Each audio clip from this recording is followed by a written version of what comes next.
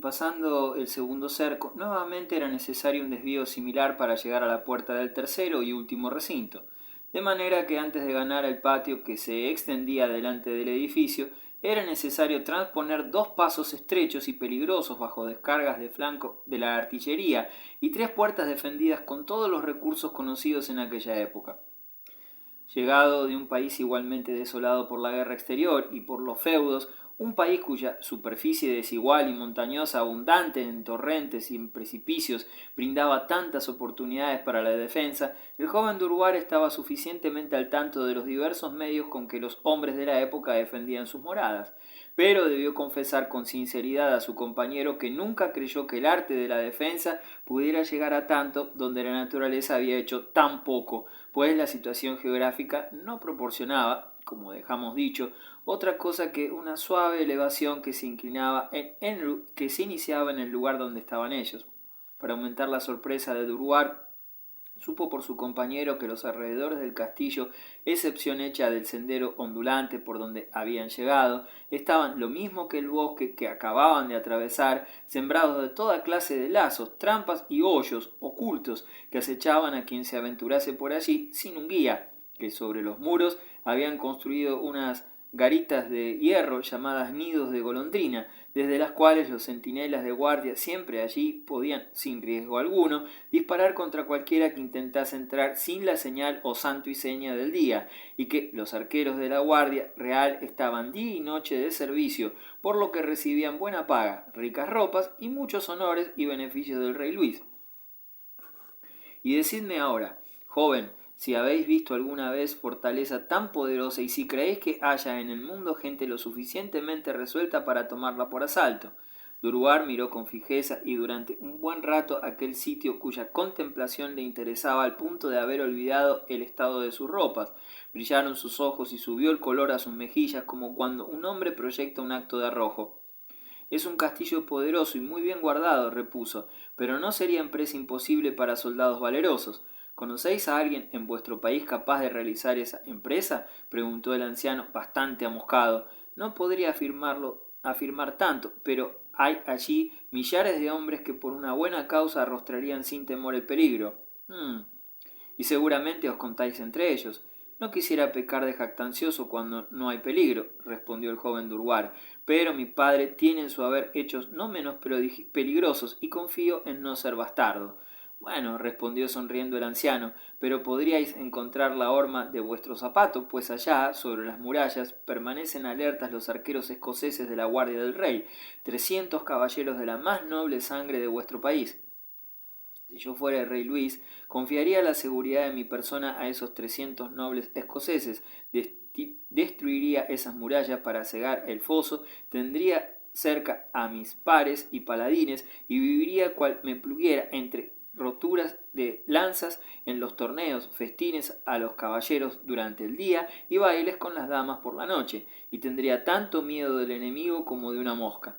Volvió a sonreír su compañero y alejándose un tanto del castillo al cual se habían acercado demasiado, tomaron luego por otra senda más ancha y más frecuentada que la primera.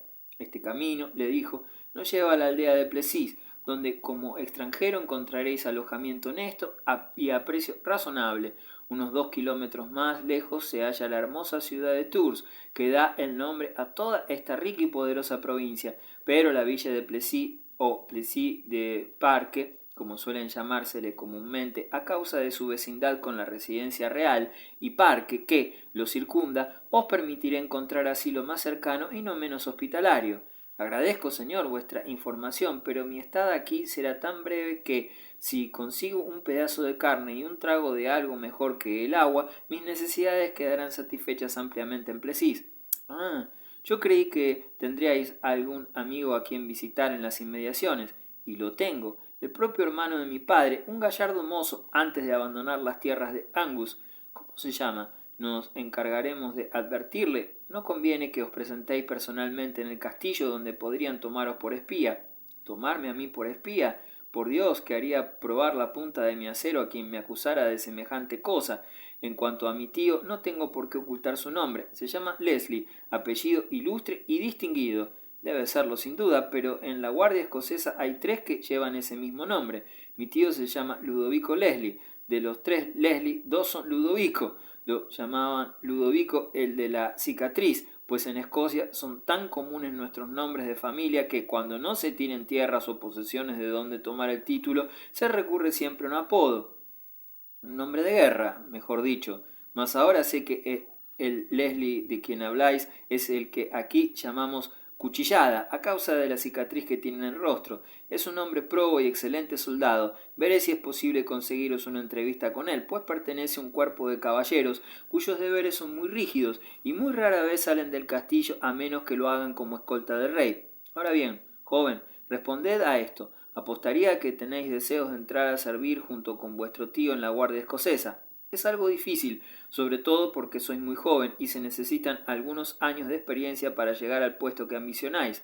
Tal vez haya pensado en ello, repuso Durward como al descuido, pero en ese caso el capricho ha pasado.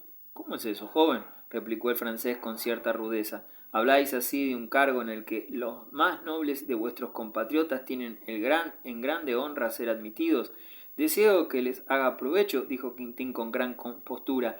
Para hablar francamente, tenía el mayor interés en entrar al servicio del rey de Francia, pero aunque me vistan con todo lujo y me traten a cuerpo de rey, prefiero estar al aire libre antes de que me encierren en una jaula o en uno de esos nidos de golondrina, como llamáis esa especie de pimenteros.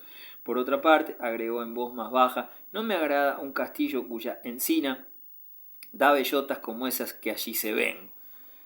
Así solía denominarse el árbol que existía frente al castillo escocés.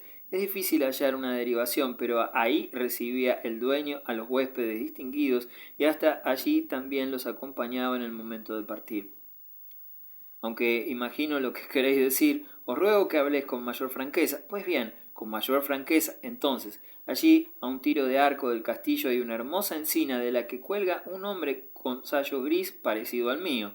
Es verdad, demonios, ahí tenéis la ventaja de poseer ojos jóvenes. Yo había visto algo, pero lo tomaba por un cuervo posado en alguna rama. Sin embargo, ese espectáculo no es nada extraño, joven. Cuando llegue el otoño y sean largas las noches de luna y estén poco seguros los caminos, entonces veréis racimos de 10 y hasta de 20 de esas bellotas colgados de esa vieja encina. Pero, ¿qué tiene eso? Cada una de ellas sirve de ejemplo a los pícaros, y por cada pícaro que cuelga allí puede el hombre honesto contar un ladrón, un traidor, un asaltante de caminos, un criminal menos en Francia. Esas jóvenes son pruebas de la justicia de nuestro soberano. Si yo fuera el rey, los haría colgar un poco más lejos de mi palacio. En mi país acostumbramos colgar los cuervos muertos en lugares a los que suelen acudir los cuervos vivos, pero no en nuestros palomares ni en nuestros jardines. Hasta aquí llega el olor fétido de esa carroña. Si vivís lo bastante para ser un servidor honrado y leal a vuestro príncipe, habréis de saber, joven amigo, que no hay perfume que iguale al del cadáver de un traidor. Nunca quisiera vivir lo bastante para perder la vista y el olfato. Dadme un traidor vivo y acá está mi brazo y mi arma, pero cuando la vida lo abandona no debe mantenerse el odio.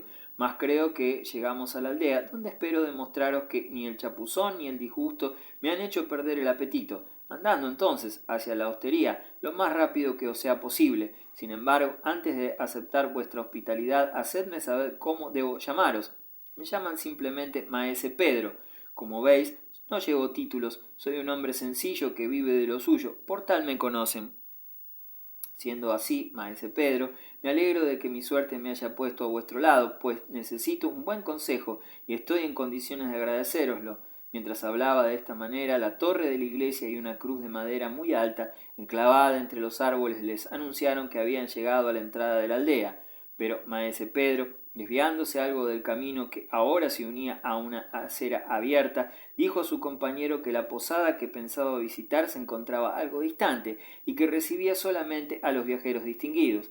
Si con eso queréis decir los que llevan la bolsa más llena, repuso el escocés, no me contéis entre ellos, y preferiría afrontar el peligro de que me desuellen en los caminos a que me desuellen en la hostería.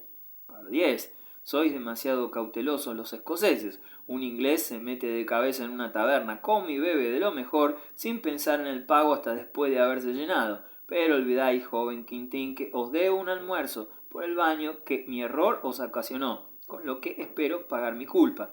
En realidad, respondió el despreocupado joven, había olvidado baño, ofensa, culpa y todo. En el camino mis ropas se han secado, o poco menos, mas no dejaré de aceptar vuestro bondadoso ofrecimiento, ya que mi comida de ayer fue muy ligera, y la cena faltó en absoluto. Parecéis un anciano burgués respetable, y no veo motivos para rehusar vuestra atención. El francés sonrió con disimulo, pues comprendió al punto que el joven, a pesar de estar medio muerto de hambre, no se reconciliaba fácilmente con el pensamiento de alimentarse a costa de un extraño, y trataba con reflexiones de convencer a su orgullo de que en esos casos quien acepta una atención es tan complaciente como el que la ofrece. Descendieron, entre tanto, por una estrecha calle entoldada por el follaje de hermosos olmos, y al final de la misma un portón les permitió pasar al patio de una posada de extraordinarias dimensiones, construida para dar albergue a los nobles y cortesanos que debían tratar algún negocio en el castillo vecino, donde muy rara vez, y sólo en los casos en que resultaba completamente inevitable, concedía Luis XI hospedaje. Un escudo de armas flordelizado coronaba la puerta principal del edificio, grande e irregular, pero ni en el patio ni en el interior de la casa se notaba ese bullicio propio de los comercios de gran actividad y mucha clientela. Daba la impresión de que el carácter triste y poco atrayente de la mansión real vecina hubiese comunicado algo de su lóbrega tristeza hasta ese lugar destinado, de acuerdo con las costumbres del mundo, a templo de jovialidad y de reuniones alegres y amenas. Maese Pedro, sin llamar a nadie y hasta sin acercarse en la entrada principal, alzó el pestillo de una puertecita lateral y se introdujo en una pieza muy amplia, en cuya chimenea ardía el fuego y donde se notaba que habían sido hechos los preparativos necesarios para un almuerzo abundante. Mi compadre se ha portado bien, dijo el francés a su compañero. Debéis tener hambre y frío, y he ordenado que tengan encendido el fuego y preparado el almuerzo. A un silbido suyo se presentó el posadero, quien respondió con una reverencia al sencillo bonjour de maese Pedro, mas no demostró en ningún momento poseer la locuacidad propia de los posaderos franceses de todas las épocas. Creo que un caballero debió dar órdenes para que se preparara un almuerzo. ¿Lo hizo? Por toda respuesta el posadero volvió a inclinarse y mientras dispuso la mesa y sirvió la variedad de platos exquisitos y abundantes, no se dignó pronunciar una palabra para ensalzar sus méritos, y sin embargo el almuerzo era acreedor a todos los elogios con que los posaderos franceses gustan de acreditar los productos de su cocina, como comprobará el lector en el capítulo siguiente. El almuerzo, capítulo 4. Dejemos a nuestro joven extranjero en la situación más agradable encontrada por él desde que pisó las tierras de los antiguos galos.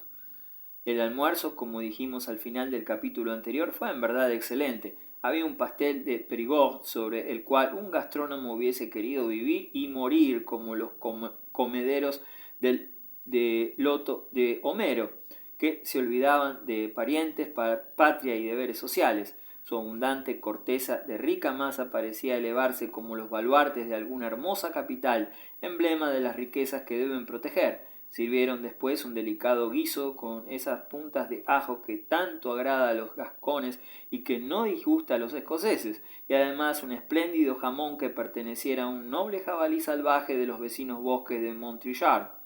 El pan era muy blanco y sabroso, en forma de pequeñas piezas redondas llamadas boulets, de las cuales viene el nombre de boulanger, dado en Francia a los panaderos, tan agradables que, acompañadas solo con agua, hubiesen sido toda una golosina, pero no era necesario recurrir al agua, pues había allí una botija de cuero llamada Botrin, que contenía aproximadamente una cuartilla de exquisito vino del Béarn, tantas cosas buenas que hubiesen despertado el apetito a un muerto. ¿Qué efecto no habrían producido entonces en un joven de escasos 20 años, que, la verdad sea dicha, no había comido en los últimos 2 días más que las frutas, no siempre maduras, que la suerte le proporcionara, y algunas raciones muy escasas de pan de cebada? Se arrojó sobre el guiso y dejó el plato vacío. Acometiendo enseguida el poderoso pastel, llegó muy pronto a sus entrañas y después de acompañar el enorme trozo de carne con un vaso de vino, volvió una y otra vez a la carga con gran asombro del posadero y diversión de maese Pedro.